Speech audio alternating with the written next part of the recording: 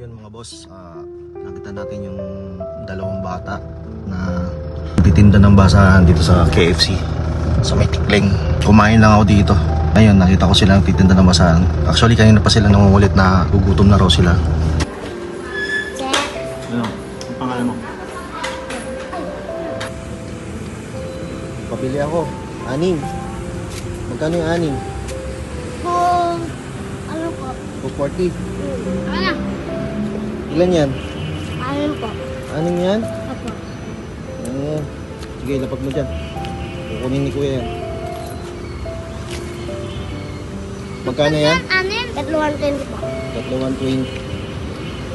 So, bibigyan ko kayo ng 300 pesos. Masosobrahan ko ha. O anong gagawin nyo sa pera? Papangkain po. Ha? Papangkain po. Kain. Salamat po. Hati kayo ni kuya ha. Hati kayo. Ako na, 120, 240. 240. Oh, may 60 kayo, di ba? Tag-try Oh, na tayo. saan ka pupunta? Ito yung basahan na nabili natin.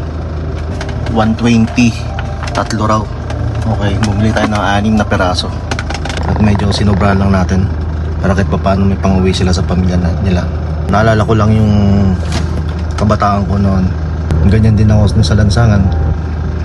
Nagtitinda ng plastic, tutulak ng kariton, para kahit pa paano makaraos sa gutom at makatulong sa magulang. Minsan din ako naging katulad nila. Naglalaro sa lansangan. May awan Diyos, makakaraos din sila. Ipagpatuloy lang ang pagsusumikap sa buhay at matutong mangarap. Okay mga boss, hindi naman natutulog si Bathala, si Lord. Ito na po. Ayan po. At lahat ay may kakibat na kinabukasan kung magsusumikap lang tayo. Okay? Masarap ba yan?